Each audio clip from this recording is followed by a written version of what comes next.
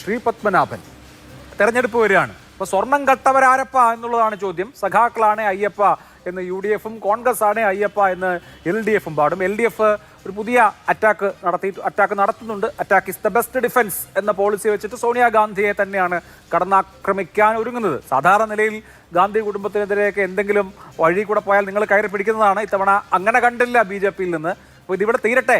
രാഷ്ട്രീയ വാഗ്വാദങ്ങൾ നടത്തി ആ കാര്യങ്ങളിൽ അങ്ങനെ പോണ്ട, മറിച്ച് കേസ് അന്വേഷണം അതിന്റെ വഴിക്ക് നടക്കട്ടെ എന്നാണ്.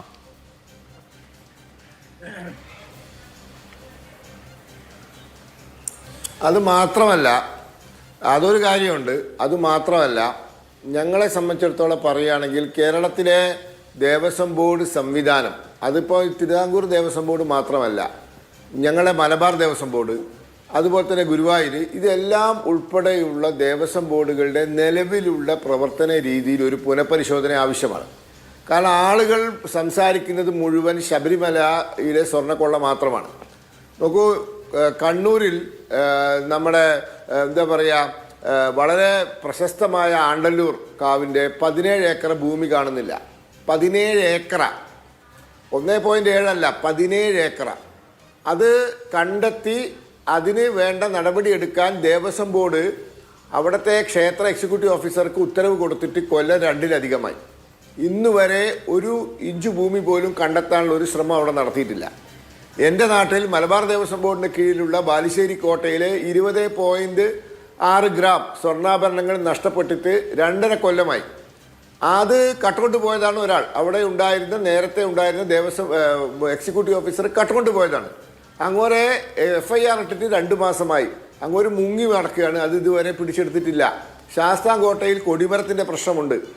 വേറെ ക്ഷേത്രങ്ങളിൽ സ്വർണം കാണാത്ത പ്രശ്നമുണ്ട്. ഒരുപാട് ചെറുതും വലുതുമായ ക്ഷേത്രങ്ങളിൽ ചെറുതും വലുതുമായ രീതിയിലുള്ള സ്വർണം, അതുപോലെ തന്നെ ഭൂമി, അതുപോലെ തന്നെ പണം എന്നിവ കാണാത്ത പ്രശ്നമുണ്ട്. ഇത് യാദൃശ്ചികമല്ല. ഇപ്പോൾ പൈസയുണ്ട്, അപ്പോൾ ആൾക്കാർ അത് എടുക്കും, കൈകാര്യം ചെയ്യും, കൃത്രിമം കാണിക്കും. അങ്ങനെയല്ല. ഇത് കേരളത്തിലെ ഒരു പൊതു സ്വഭാവമാണ്. കേരളത്തിലെ ദേവസ്വം ബോർഡിൻ്റെ കീഴിലുള്ള ക്ഷേത്രങ്ങളിൽ വലിയ തോതിലുള്ള അനാസ്ഥയുണ്ട്. ആ അനാസ്ഥ മുതലാക്കി ഒരുപാട് ആളുകൾ പണം സമ്പാദിക്കുന്നുണ്ട്. അവിടുത്തെ സ്വത്ത് കട്ടോട്ട് പോകുന്നുണ്ട്.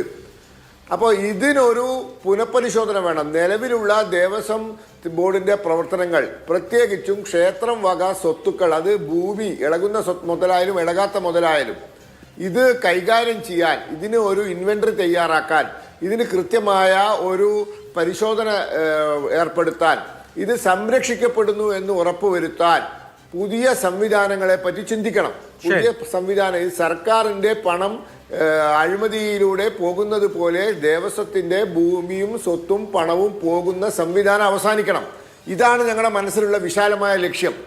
അത് ഈ രാജ്യത്ത്, കേരളത്തിൽ നടപ്പിലാക്കാൻ വേണ്ടി കൂടിയാണ് ഞങ്ങൾ ഇതിനെ കേവലം ഒരു തെരഞ്ഞെടുപ്പ് രാഷ്ട്രീയം എന്ന രീതിയിലല്ല കാണുന്നത്.